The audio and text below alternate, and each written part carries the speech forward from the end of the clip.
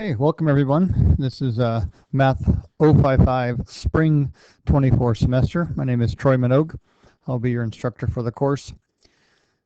The goal for the recording tonight is just to talk through the syllabus, talk through where to find all the different course content, the assignments, where to find the videos, where to find the tests, and so on.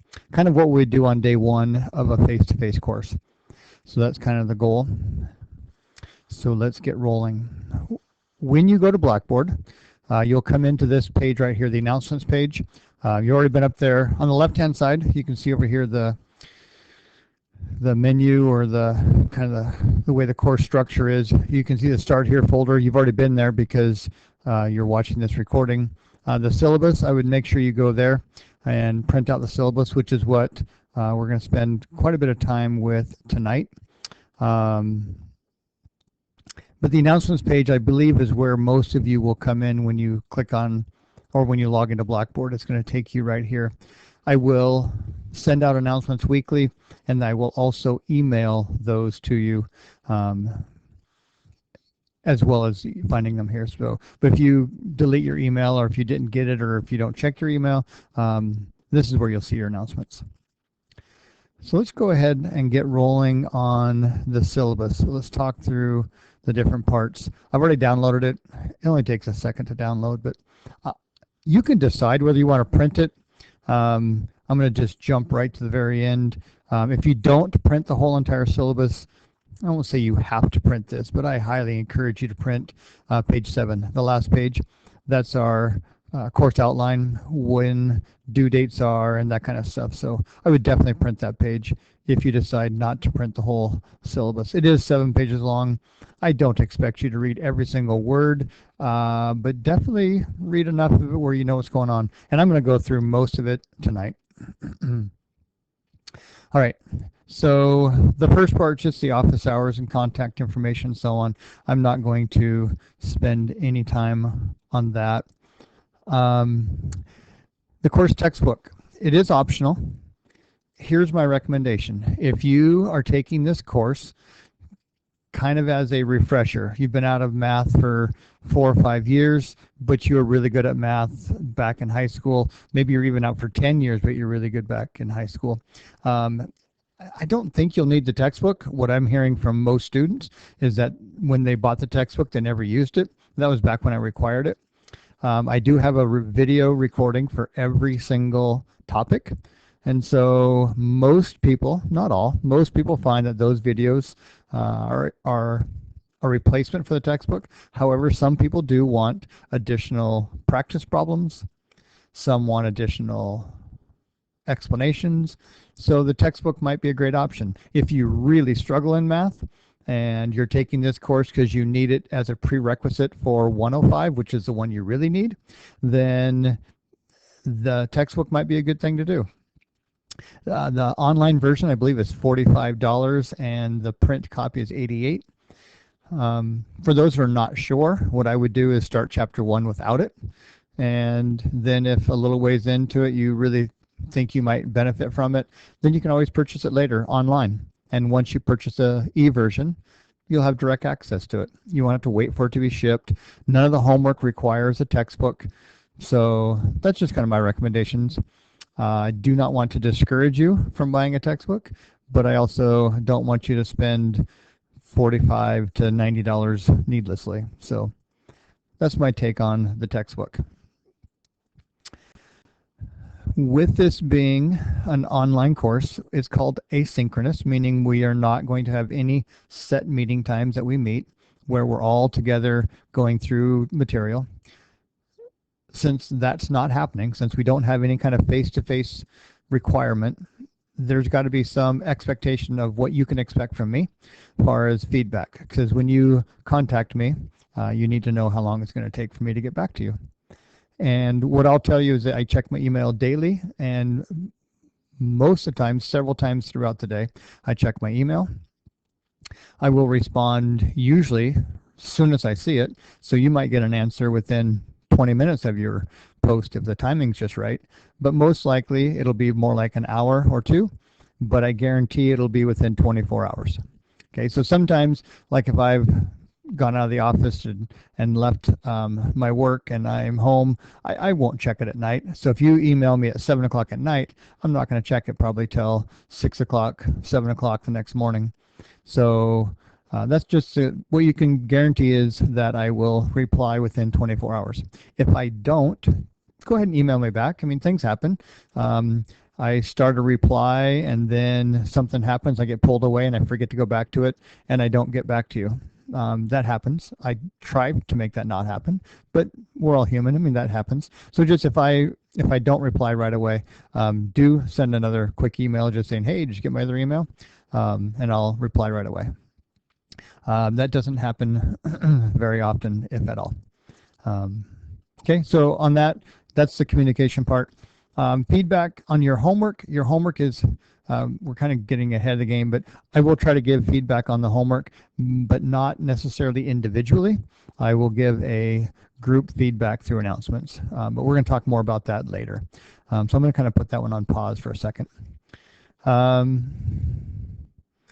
This is a new phrase, regular and substantive, meaning a lot of interaction. So what does that mean? What does a lot mean? What does regular mean? So here's some ways that you can participate in the course and not feel like you're just isolated on your own to do this thing. Like I said earlier, I will communicate through announcements weekly, just as a weekly check-in, just seeing how we're doing, kind of bring up due dates that are coming up when the test is coming up. I'll talk through review tips, things that I would do to review, resources you have to review for the test, that kind of stuff. I'll talk through maybe there was a common thread of mistakes or problems that people had in one of the Zoom meetings, and there's a lot of people, so maybe my announcement will cover that kind of thing, kind of addressing that topic. So I'll send out weekly announcements.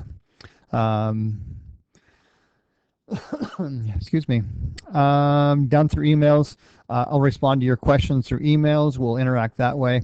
You'll ask me questions through emails. We'll interact that way. I have recordings, like I mentioned earlier, for every topic. We'll interact that way. And then we have weekly Zoom meetings. Currently, I have it set for 4 o'clock every Tuesday afternoon, evening.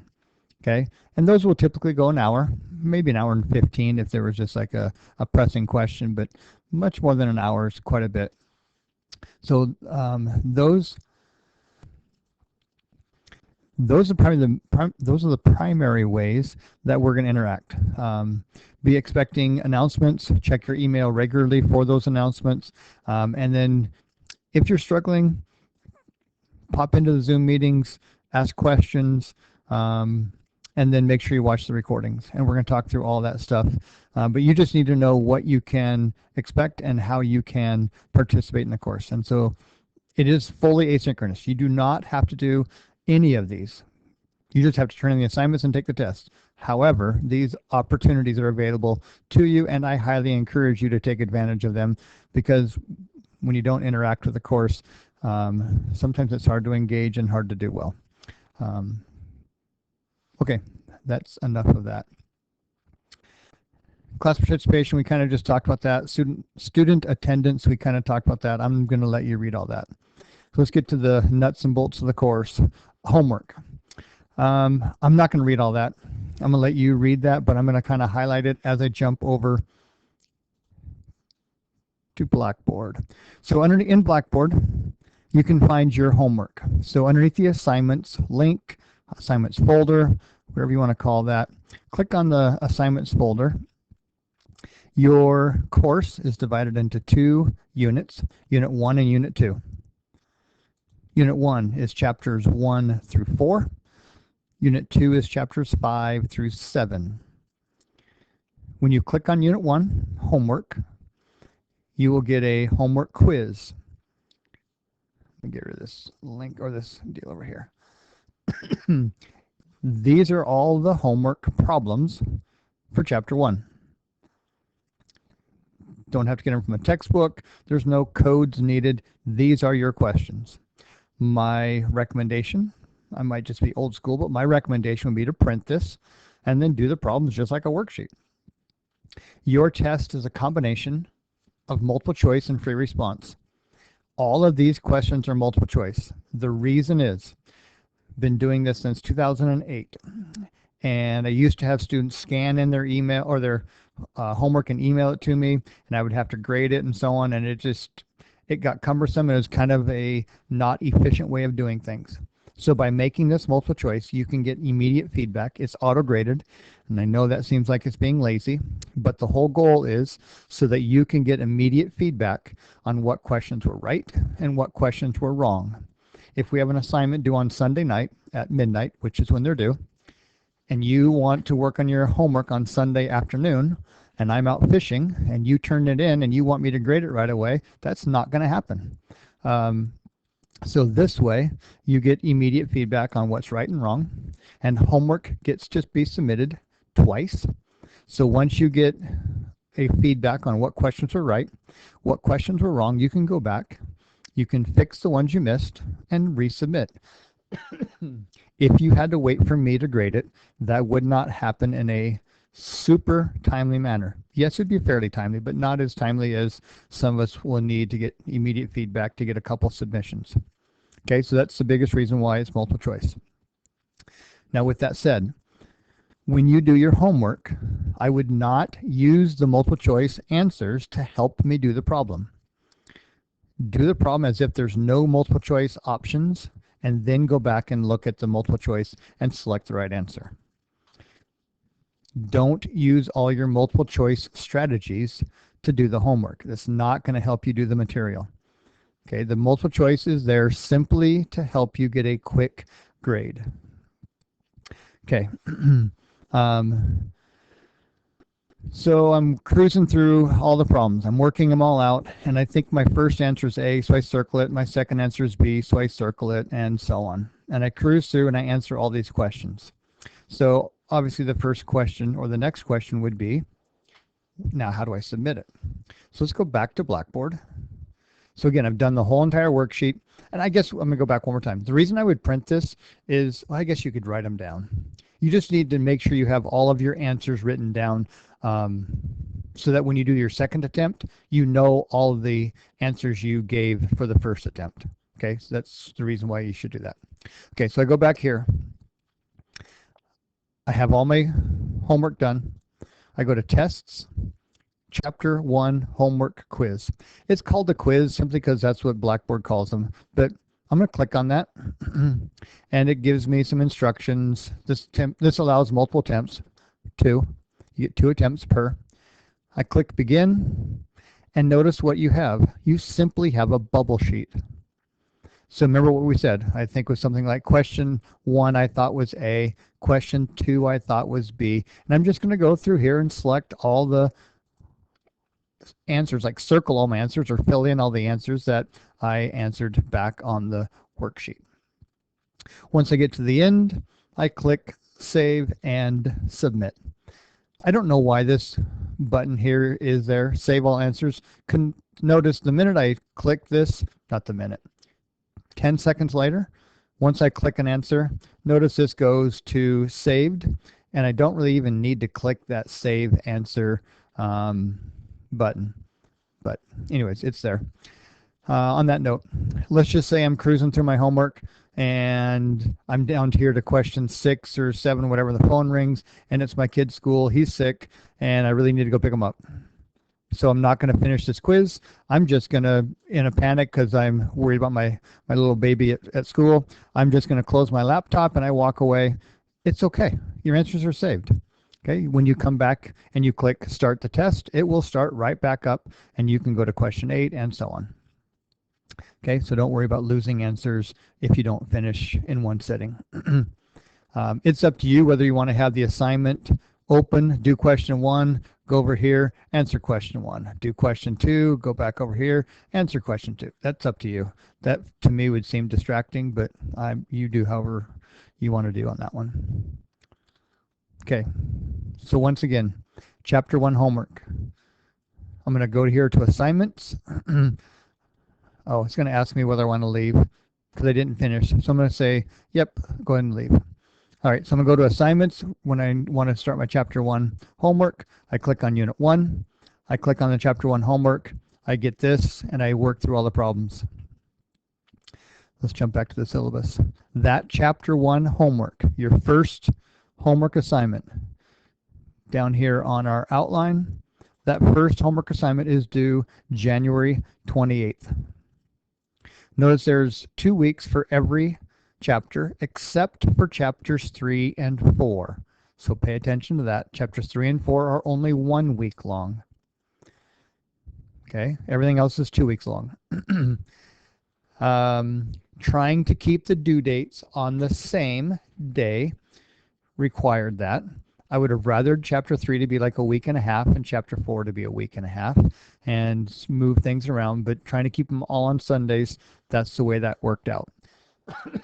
So here's my recommendation. Chapter 1's pretty quick. Don't wait until January 27th to do chapter 1. I would really try to get chapter 1 done. If I were taking this course, I would try to get chapter 1 done by like the 23rd or maybe the 24th or whatever, and give myself a little more time on chapter 2, which then I would hope to get done a little bit early to give myself a little bit more time on chapters 3 and 4, which are only a week long. That's just my suggestion, not required, but that's my suggestion is try to work ahead just a little bit on these first couple chapters because they are a little bit easier. Chapter 3 is short, chapter 4 is short, that's why they're only a week, but still they're only a week. So it'd be nice if they were a little bit longer, but again, trying to keep the due dates always on a Sunday. That's why that's the way that is. Okay, your first homework assignment is due on January 28th, and that's at chapter 1. Okay. I do chapter 1 homework, all done, I move on. Repeat the process. Go to chapter 2, do the exact same thing, chapter 3, chapter 4, and so on. Okay. There is an extra credit worksheet. All extra credit is due on the end of the test window, and we're going to get to that right now. So what is this thing called a testing window? So let's jump back up here. You have 2 main types of grades. You have homework and you have tests. Too far. Your homework is what we just talked about. You can use notes, you can use tutors, you can use friends. Some friend can do it for you. I won't know any difference, but your homework is your chance to learn the material, to see if you have learned the material, to practice the material. I highly encourage you not to have a friend do it because your tests are worth about 60%. I think it's 58% of your grade. You cannot pass a class if you have someone else do your homework and you have no idea how to do the test. Okay, so make sure you use the homework as a learning experience. So every unit has a test. Like we said before, what it says right here, Unit 1 covers chapters 1 through 4. Unit 2 covers chapters 5 through 7. When it's time for the test. What time is the test, Mr. Minogue? So we cruise down here. Our unit test, chapters 1 through 4, the Unit 1 test, is February 19th through March 10th. Somewhere in that 3-week testing window, you need to take the Unit 1 test. Notice there is a week overlap with Chapter 4. Some of you will get done with Chapter 4 right away, and you want to jump right into the test. You have that option. Some of you will work till the 25th on Chapter 4, and you will only have like a 2-week testing window. Still plenty of time to take your test. Your unit tests are proctored. You have 2 options. You can take I'm going to cruise back up here. You can take your unit test at a testing center, UAA, KPC, Matsu, etc. They all have testing centers, and you can take your test at one of those testing centers. If you choose that option, you will have a paper and pencil test, and you'll sit down just like any test and you take it.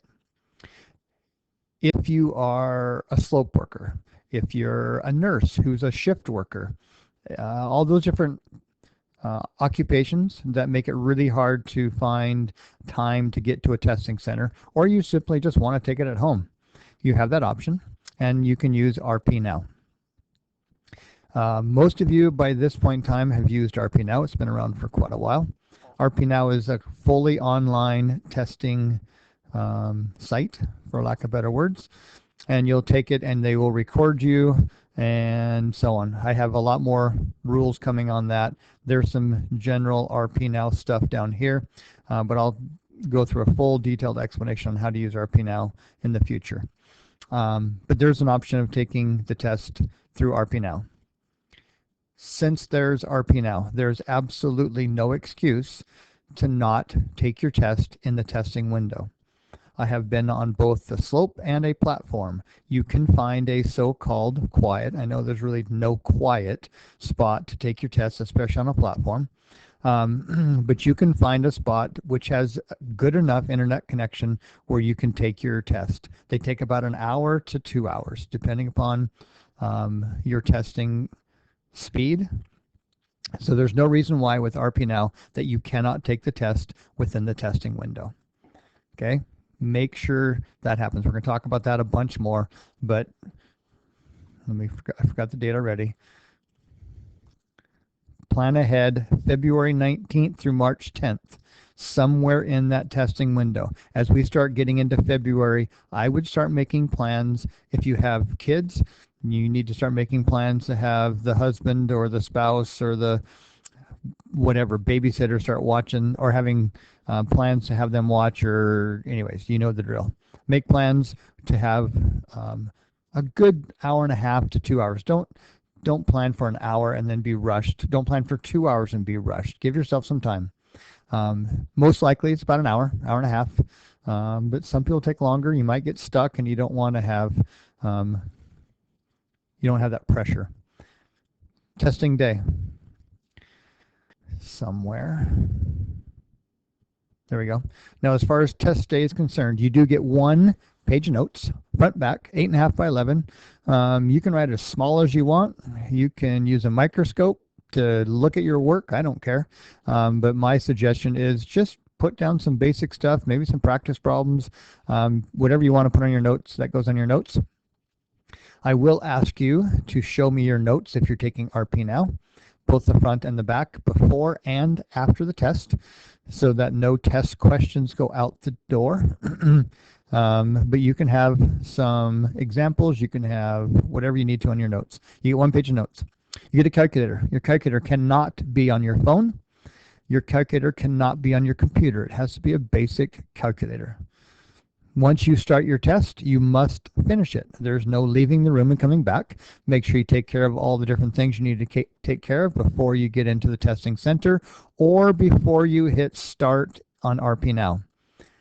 If you leave the testing center, so let's say you're taking an RPNow test and you need to leave the testing room, it could most likely will result in a 0 on that test.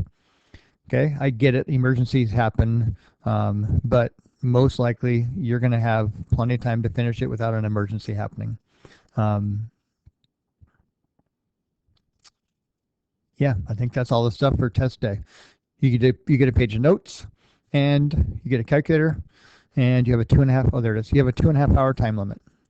Most people take about an hour and a half, but you have up to 2.5 hours if you need it. Okay, I think that's all. Like I said down there, don't let all these rules scare you off. All I've seemed to be doing is going through rules. If we were meeting face to face, we would have a lot more relaxed atmosphere, but yeah, don't let the rules scare you. It's going to be normal operating procedure for most of you. Okay. Let me go back. There's more content we need to talk about. Okay, so chapter 1. I'm cruising through chapter 1, and I really know that I'm not a great math student, or I just simply want to get the most out of this course. Go to course content, click on unit 1, and you'll see recording folders. For each chapter, I'll click on the chapter 1 recording. Notice I have section 1.1. That is based upon the optional textbook. So section 1.1, 1.2 to 1.4, and so on. You'll see all the videos that I've made. These are my recordings that I've made. And if you click on it, you will see a recording exactly like you're seeing now. And when I click on that, I walk you through examples. I do problems. I went ahead and clicked on it so you can see. I walk through problems. Sometimes you have to unmute it Where'd it go? Yeah, sometimes these are muted. Right now it's, I don't know if it's muted or unmuted, but make sure you just, if you can't hear anything, either click that to unmute it or turn the volume up or something, because sometimes that happens. They're about 26 minutes. See what this one is down here, 26 minutes. That's pretty common, 20 to 30 minutes long. That's why it's broken into sections. I don't want to have any hour recordings, although I do have some, but they're about 20 to 30 minutes each. Watch the recordings, go back and try your homework. The recordings, again, talk through every section. The homework is laid out, I believe, I've tried to lay it out, pretty much in chronological. So if you are struggling with question 1 through maybe 5, so maybe try watching the section 1.1 video. If you're struggling like in questions 10 or so, maybe try something in the middle here, section 1.2, 1.3, and so on. It pretty much goes in order. I won't guarantee it goes in perfect order, but that's something to look at.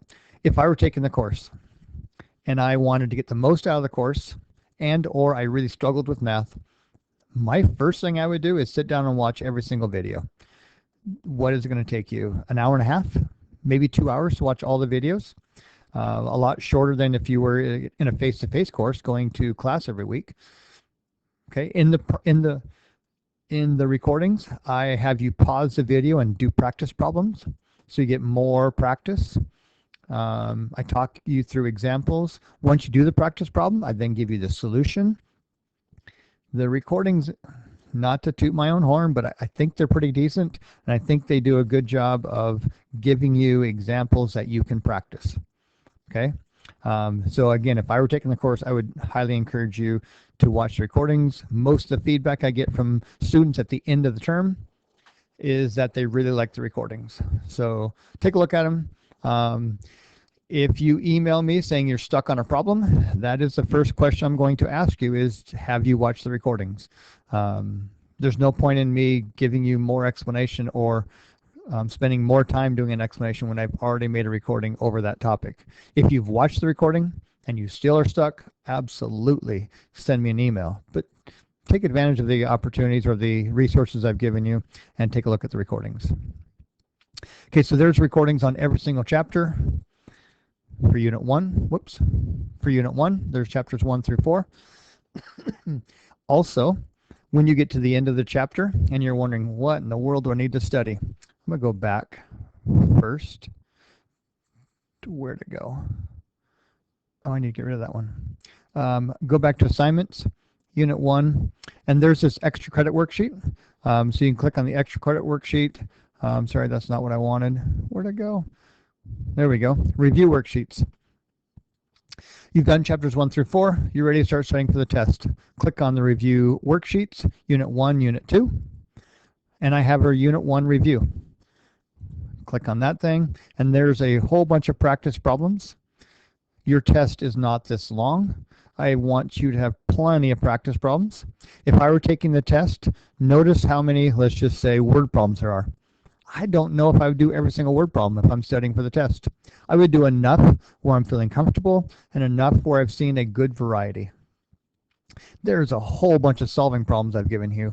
I'm not sure I'd do them all. It just kind of depends on how your homework went and how you're feeling. But I give you a whole bunch more than you really need, I guess. So you have more practice problems. So there's all your review practice problems. Notice back here on the content, I also give you a review key where I do all of the problems and you can see my work. I tried to not skip steps. I tried to just show you all my work, but there's that. And then finally, go back to the recordings. This is what I was shooting for earlier. Oh no, it is right there. Unit 1 review recording. I talk through, not just do the work, but I talk through every single problem and how to do it.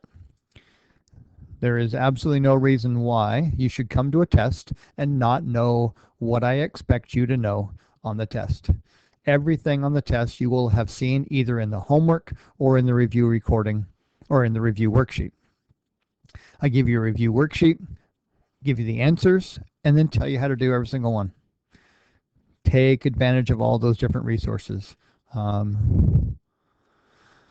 Finally, if you find yourself struggling, where where'd it go? That's the link. If you find yourself struggling, we will have Zoom meetings where you can show up on Tuesday night at 4 o'clock and you can ask questions over things that you don't know how to do. I think that kind of gets you rolling. Nope. One more final thing. Once you have watched this Start Here recording, you've gone through the syllabus, read the syllabus. There's a lot more in there that I haven't talked about. Just kind of cruise through it. And when you're all done, click on that introduction quiz. You can take this quiz as many times as you need to until you get 100%. And when you take it once and you submit it, I give you all the answers. The goal of the introduction quiz is not to get the 20 points.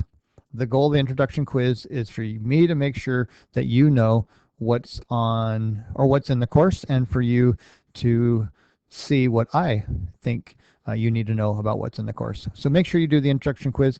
It is simply about procedure. Like question 1, lectures are recorded for each section, so I can listen to them as needed. That is true, and so on. Okay, they're very straightforward. There's no content questions. It's all questions about how the course is structured. So once you feel comfortable, jump in here, take this, and make sure you get 100%. You'd be shocked how many people get an 18 and say, oh, I'm good. You never know. Those 2 points might be a big deal down the road. They might not, but you might as well get the 100%. At least know why you missed the 2 questions that you missed, so there's no misconception of what's expected. Okay. I think that's about it. I think you're good to start. First thing you should be doing is getting comfortable with the course. Take the introduction quiz. Remember, down here tells you when it's due. Introduction quiz is due also on the 28th. So you have 2 things due on the 28th. Become very familiar with this. Everything is due on a Sunday night. I can't say that. Everything except for the final. The very last day of the term is on a Saturday, not a Sunday. Every other assignment is due on a Sunday night by midnight. So your first thing is to take the introduction quiz once you get comfortable, and then get going on Chapter 1 homework. Print it out, start watching the recordings, and so on. I've laid it out where Unit 1 is just like Unit 2. So once you do Unit 1, Unit 2 should be a breeze. And I'll have more to come on test and testing centers and all that good stuff. So if that made absolutely no sense, do email me. And I'll try to clear things up. But read through the syllabus and get rolling. Welcome, and I'll talk to you later.